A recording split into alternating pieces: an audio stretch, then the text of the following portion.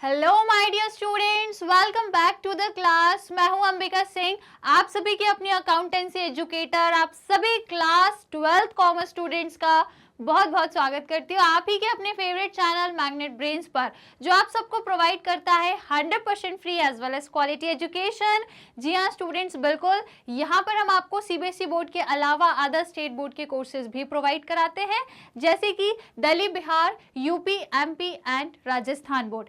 English medium courses आपको मिल जाएंगे जो हम आपको क्लास केजी से लेके क्लास 12 तक प्रोवाइड कराते हैं। इवन यहाँ पर हम आपको हिंदी मीडियम के कोर्सेज भी प्रोवाइड करते हैं जो आपको क्लास 6 से लेके क्लास 12 तक के मिल जाएंगे, बड़े आराम से मिल जाएंगे। पर कहाँ मिलेंगे? मैग्नेट ब्रेन्स के जो हिंदी मीडियम का चैनल है वहां पर मिलेंगे। ऑल राइट, और हम लोग आपको ई बुक्स और ई नोट्स भी प्रोवाइड कर दे, तो यदि आपको अवेल करना है तो बिल्कुल आप कर सकते हो। कैसे करोगे? नीचे जाना है, डिस्क्रिप्शन बॉक्स में आपको एक लिंक मिलेगी, उसको जाके आप क्लिक करोगे तो आप ई बुक्स और ई नोट्स को भी अवेल कर सकते हो अपनी लर्निंग को इंप्रूव करने के लिए और एनहांस करने के लिए। All right, apart from that यदि मैं कहूँ चैनल के बारे में, तो भाई आप सभी जानते हैं कि इंडिया का नंबर 1 चैनल जो आपको full and complete organise course provide कराता है absolutely free of cost per. जी हाँ बिल्कुल, यहाँ पर हम आपको आपके चैप्टर्स के जितने भी टॉपिक्स हैं, हर एक छोटे बड़े टॉपिक का डिटेल्ड एक्सप्लेनेशन प्रोवाइड करते हैं। काफी सारे एक्सरसाइज के क्वेश्चंस हम टॉपिक वाइज कवर करते हैं और चैप्टर के हर एक चैप्टर के विषय पर, मतलब हर एक चैप्टर के लास्ट में हम लोग बहुत सारे प्रैक्टिस क्वेश्चन जैसे कि MCQ, assertion, reason, important questions और भी बहुत कुछ, ये सब कुछ हम आपको अपने एंड से प्रोवाइड करते हैं एब्सोल्युटली फ्री ऑफ कॉस्ट में। तो बस आपको करना क्या है? चैनल से जुड़े रहना है, जिसके लिए भाई करना क्या पड़ेगा? चैनल को सब्सक्राइब करना पड़ेगा। और यदि आपको घर बैठे बैठे ऑनलाइन मोड पर फ्री ऑफ कॉस्ट में एजुकेशन लेना है, पूरी लर्निंग करनी है, तो भाई यही एक बेस्ट आपके लिए ऑप्शन है कि आप क्या करो, क्या कोई सब्सक्रिप्शन नहीं लेना है आपको, ना कोई फीस पे करनी है, ना यहाँ पर कुछ आपसे चार्ज किया जाएगा, सब कुछ आप लोग के लिए फ्री ऑफ कॉस्ट में अवेलेबल है। सिर्फ आपको हमसे कनेक्टेड रहना है, हमारे चैनल को सब्सक्राइब करना है।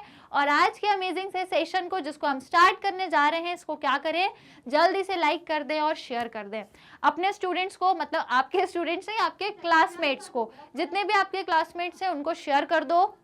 उनको भी बोलो जिनको भी अभी तक कंफ्यूजन हो रही थी इन दोनों के डिफरेंस के बारे में, उनको जाकर के भेज दो ताकि वो भी पढ़ लें। बहुत से स्टूडेंट्स हैं जिनको इक्विटी शेयर और प्रेफरेंस शेयर के बीच का डिफरेंस नहीं समझ में आता है, तो यदि आपके नज़र में भी कोई ऐसा आपका दोस्त या क्लासमेट है ना, तो उसको भी भेज दो ताकि उसके मन में भी यदि कोई डाउट हो तो भैया वो क्लियर हो जाए।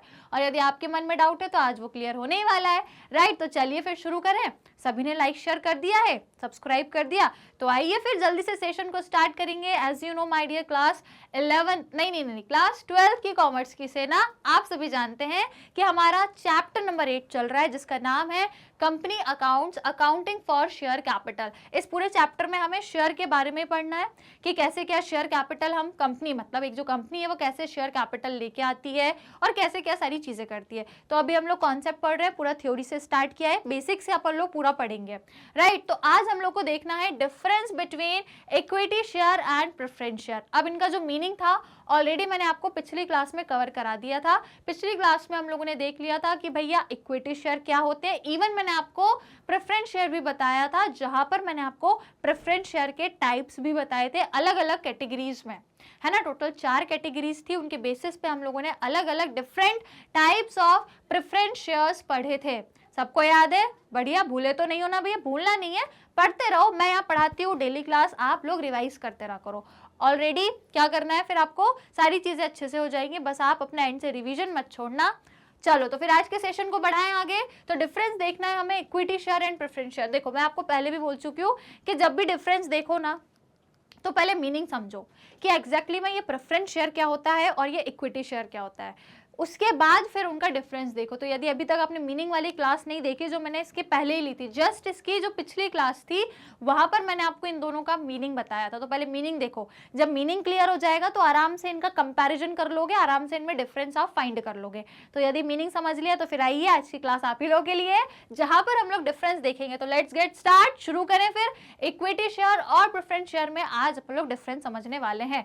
चलो तो भैया देख ही लेते हैं। फिर बेसिक्स दिए हैं जिनके बेसिस पे हम हम preference share and equity share का डिफरेंस देखेंगे। तो सबसे पहला डिफरेंस है आपका right to dividend. Right to dividend मतलब सबसे पहला हक किसका है, डिविडेंड को लेने का सबसे पहला हक किसका है। पिछली क्लास में बताया था मैंने कि नाम में ही छुपा है प्रेफरेंस।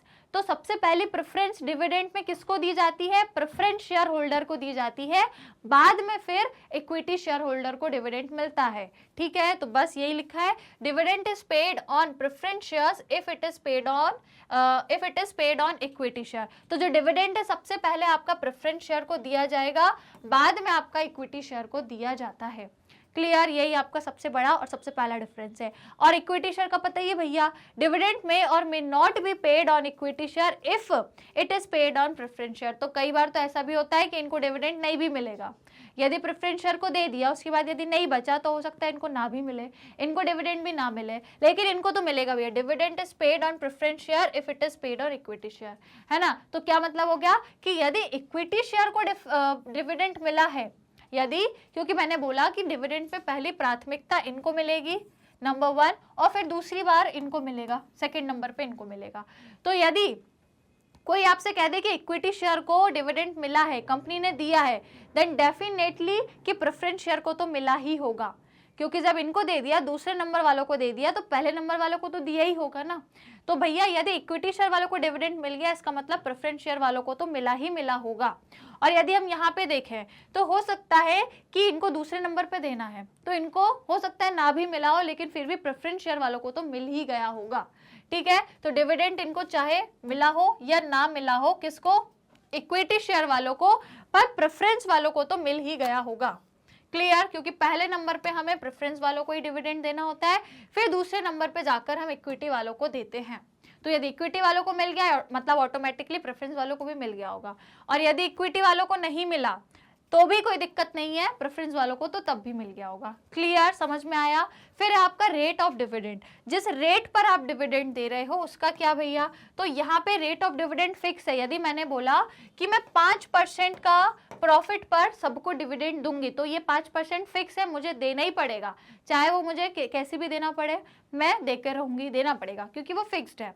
लेकिन यदि हम इक्विटी शेयर वालों की बात करें, so rate of dividend is proposed by the board of director every year and declared by share holder. तो यहाँ पे इनका कोई फिक्स नहीं रहता कि इनको इतना देना है देना, ये डिपेंड करता है। अब इसलिए हम इनको बोलते हैं कि ये ज्यादा प्रॉफिटेबल हो जाते हैं, इनको ज्यादा रिवार्ड मिलता है, क्योंकि यदि अच्छा प्रॉफिट होगा तो इनको ज्यादा डिविडेंड मिलेगा। इनको तो भैया चाहे प्रॉफिट कम हो ज्यादा हो 5% ही मिलना है, प्रॉफिट यदि बहुत ज्यादा भी होगा तो भी इनको 5% ही मिलेगा, पर यदि इनको प्रॉफिट ज्यादा है कंपनी को तो इनको ज्यादा शेयर मिलेगा, इनको ज्यादा डिविडेंड मिलेगा। ऑलराइट, तो देखा जाए तो ये फायदे में भी हैं थोड़े बहुत, सबके अपने अपने एडवांटेज और डिसएडवांटेज हैं, सबके अपने अपने साइड्स हैं।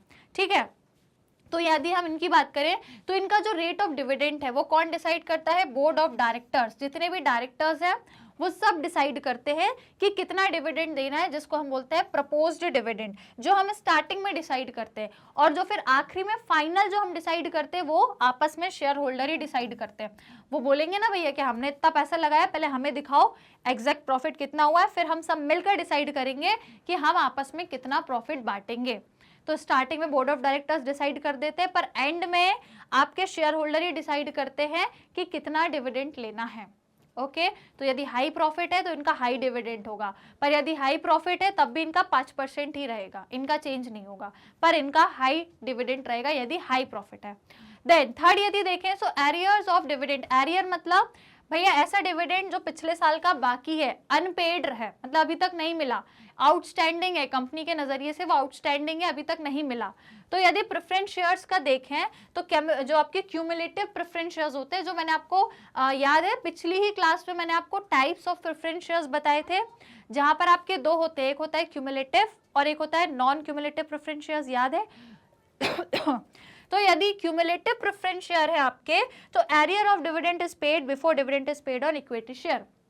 तो यहाँ पर इक्विटी शेयर को देने से पहले इनको यदि पिछले साल का कोई अनपेड डिविडेंड है तो पहले इनको दो, उसके बाद इक्विटी शेयर को देना, है ना। जैसे मैंने बोला कि यार पिछले वर्ष जो डिविडेंड है पिछले वर्ष का वो अभी तक मैंने प्रेफरेंस वालों को नहीं दिया और इस साल यदि देना है, क्योंकि वो क्यूमुलेटिव वाले इनको देना पड़ेगा, नॉन क्यूमुलेटिव होते तो नहीं देते, पर क्यूमुलेटिव वाले हैं तो इनको देना पड़ेगा, तो इनको देना पहले है, उसके बाद फिर इक्विटी शेयर को देंगे, है ना। इक्विटी शेयर को डिविडेंड देने से पहले जो क्यूमुलेटिव डिविडेंड रहेगा, मतलब जो क्यूमुलेटिव प्रेफरेंस शेयर वालों का जो अनपेड डिविडेंड है पहले वो देंगे।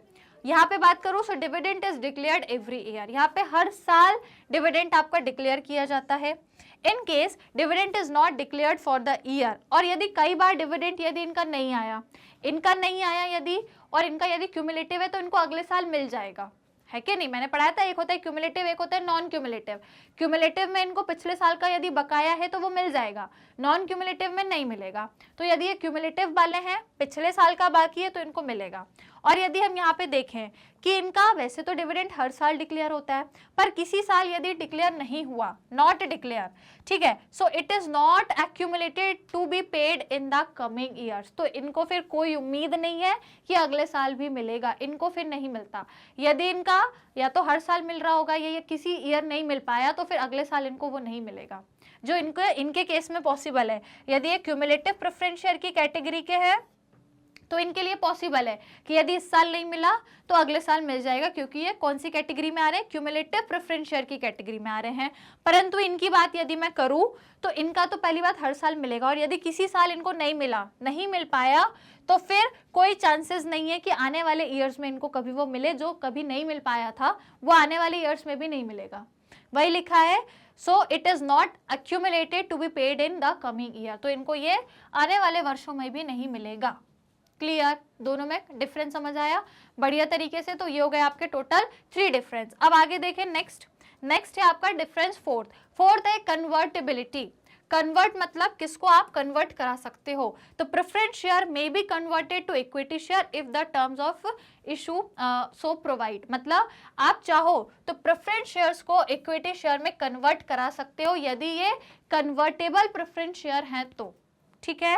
परंतु equity share are not convertible, आप इक्विटी को कभी प्रेफरेंस में कन्वर्ट नहीं करा सकते, ये याद रखना, है ना। ये मत सोचना कि यदि ये इसमें कन्वर्ट हो गया तो ये भी इसमें कन्वर्ट हो जाएगा। इक्विटी शेयर आपके कभी कन्वर्ट नहीं हो सकते। हाँ, प्रेफरेंस शेयर आपके इक्विटी में कन्वर्ट हो सकते हैं, लेकिन वो भी कब, जब वो आपके कन्वर्टेबल प्रेफरेंस शेयर्स है। यदि नॉन कन्वर्टेबल प्रेफरेंस शेयर्स है तो वो भी कन्वर्ट नहीं होंगे, समझे। उसके बाद फिफ्थ है आपका रिडेम्पशन मतलब समझते हो, वापस से जो कैपिटल बिजनेस ने ली है उसको वो वापस करता है। वापस करना मतलब उसको रिटर्न करना, ठीक है। तो preference shares are redeemed on the due date, तो इनको हम वापस कर देते हैं। प्रेफरेंस शेयर वालों को कैपिटल हम वापस कर देते हैं। कैसे करते हैं, या तो 20 साल बाद करेंगे या फिर वाइंड अप के टाइप, लेकिन वापस कर देंगे, ठीक है। यदि इनकी रिडीमेबल प्रेफरेंस शेयर्स है, 2 टाइप के होते हैं, एक होता है आपका रिडीमेबल प्रेफरेंस शेयर। यदि ये रिडीमेबल है तो 20 साल बाद इनको कैपिटल रिफंड कर देंगे, इनको रिटर्न कर देंगे। लेकिन यदि वो इररिडीमेबल है तो फिर भी इनको कैपिटल वापस मिलेगी, लेकिन कब, वाइंडिंग अप के टाइम, मतलब जब कंपनी एंड हो जाएगी तब इनको वापस मिलेगी, समझ आया।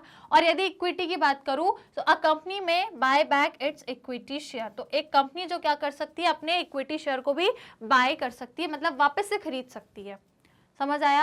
कंपनी भी चाहे तो अपने इक्विटी शेयर्स को वापस से खरीद सकती है। एक बार यदि आपने देखा यहाँ पे आपको वापस करना है, कैपिटल वापस करना है, और इस केस में इक्विटी शेयर में जो कंपनी है वो अपने ही शेयर्स को वापस से खरीद सकती है।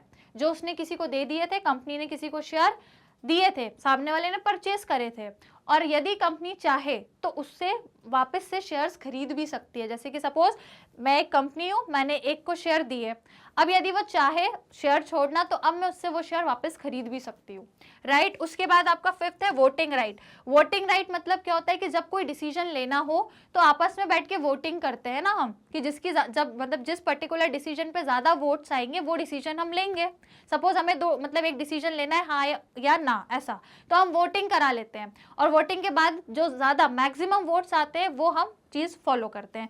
तो यहाँ पे लिखा है preference share holder have voting right only in special circumstances, तो क्योंकि ये ओनर तो है नहीं तो इनका कोई वोटिंग राइट नहीं होता है, सिर्फ कुछ स्पेशल चीजों में ही वोटिंग राइट रहता है। अदरवाइज ये बिजनेस के डिसीजन में ज्यादा इंटरफेयर नहीं कर सकते। कभी कभी करेंगे यदि कोई स्पेशल कंडीशन है तो। और यदि मैं इक्विटी की बात करूं तो equity share holder have voting right in all the circumstances, चाहे कोई भी सिचुएशन हो आपकी, जो आपके इक्विटी शेयर होल्डर्स है इनके पास हमेशा वोटिंग राइट रहता है, हमेशा वोटिंग राइट है, क्योंकि भैया ये खुद ही ओनर है, ये खुद ही डिसीजन में क्या कर रहे हैं, आपस में ये लोग डिसीजन मिलकर के लेते हैं। तो यदि ये सब आपस में मिलकर के डिसीजन लेते हैं तो इनके पास, सभी के पास वोटिंग राइट है, हर सिचुएशन में ये आपस में डिसीजन लेंगे तो वोटिंग सभी करेंगे। होता है ना, जैसे हम लोग कभी स्कूल में भी क्लास में, जैसे कि मॉनिटर बनाना है तो हम क्या करते हैं, कई बार वोटिंग करते हैं, सब अपना अपना एक एक वोट देते हैं, जो ज़्यादा वोट आते हैं वो चीज़ हम फॉलो करते हैं। तो वैसे ही यदि बिजनेस में कोई चीज़ लानी है, कोई डिसीजन लाना है तो वोट कराते हैं।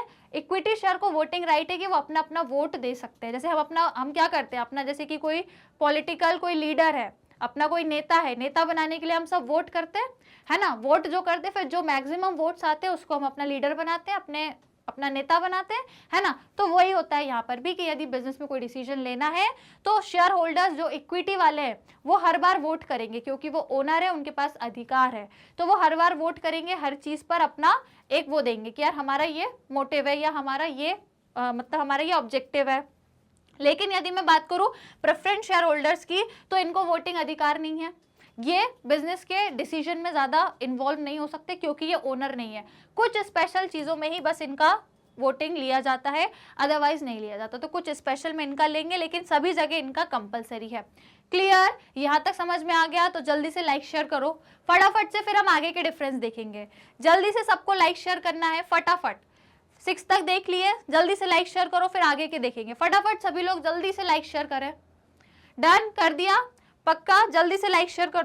चलो तो भाई सबने लाइक शेयर कर दिया, फिर आगे बढ़े। ये अपन ने टोटल 6 डिफरेंस यहाँ तक देख लिया। अब अपन नेक्स्ट देख लेते हैं डिफरेंस नंबर 7। अब 7th क्या है आपका? Repayment of capital. यदि हम कैपिटल को रीपेमेंट करते हैं, मतलब जब हम शेयर होल्डर से, चाहे वो इक्विटी शेयर होल्डर हो चाहे प्रेफरेंस शेयर होल्डर्स हो, यदि उनको जो हमने उनसे जो कैपिटल ली है उसको वापस करना भी तो पड़ता है कि नहीं पड़ता? आप हर साल उनको डिविडेंड देते हो, दैट इज ओके, आप उनको एवरी ईयर डिविडेंड दे रहे हो, वो ठीक है।